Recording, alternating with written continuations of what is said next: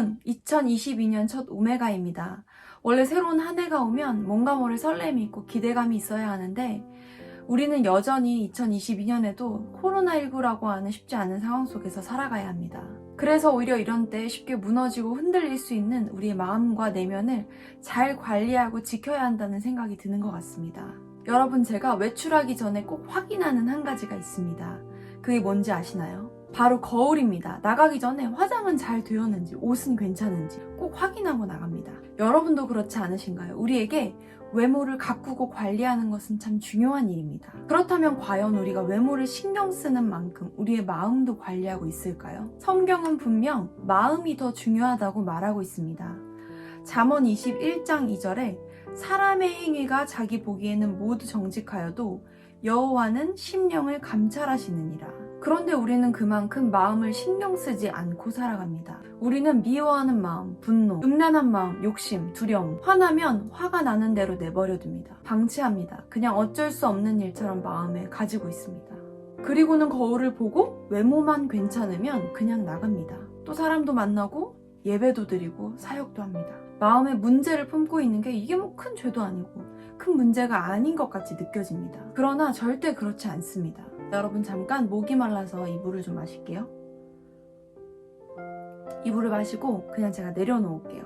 이 컵이 뭐 엄청 무거운 것도 아니고 전혀 문제가 되지 않죠? 그런데 한번 이렇게 생각해 보세요. 이 컵을 제가 오메가를 하는 내내 계속 들고 있다고 생각해 보세요. 아마 여러분이 계속 신경 쓰이실 거예요. 아니, 저거 좀 내려놓고 말하지. 실제로 제가 이 컵을 계속 들고 있다고 생각하면 조금 지나면 제 팔이 점점 아파오기 시작합니다.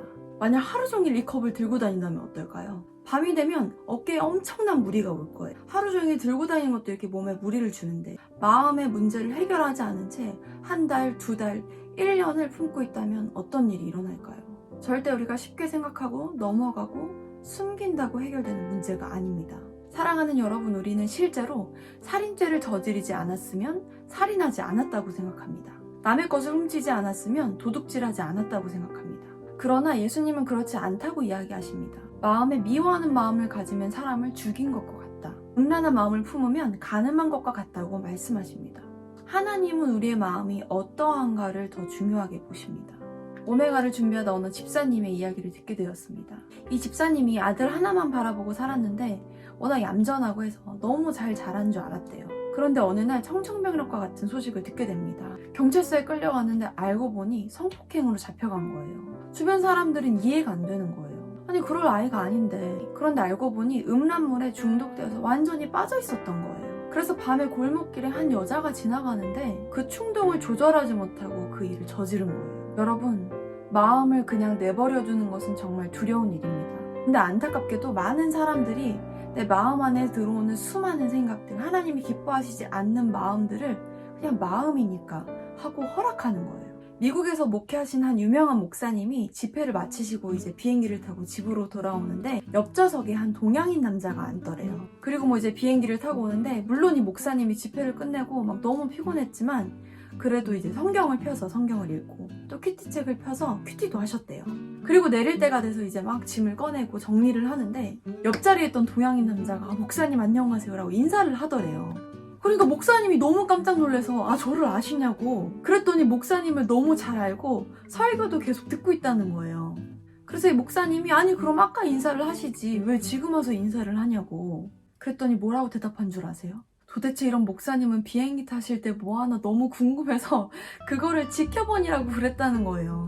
그 다음부터 이 목사님은 이 일을 잊어버리지 않고 어느 순간에도 누군가 나를 지켜보고 있다라고 의식하면서 다니셨대요. 사랑하는 여러분, 많은 사람들은 마음을 아무도 보지 않는 것으로 생각합니다.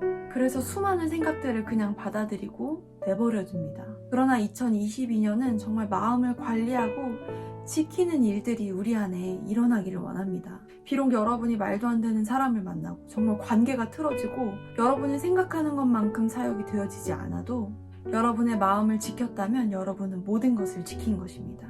시간이 없어서 외모는 꾸미지 못해도 내가 이런 마음은 품고 있으면 안 되지, 이런 마음은 내가 가지고 있으면 안 되지 하는 기적의 일들이 우리 안에 일어나기를 바랍니다. 절대로 엄청난 체험과 기적이 우리 인생을 바꾸는 것이 아닙니다. 지금 여러분의 마음이 여러분의 인생을 바꿀 것입니다.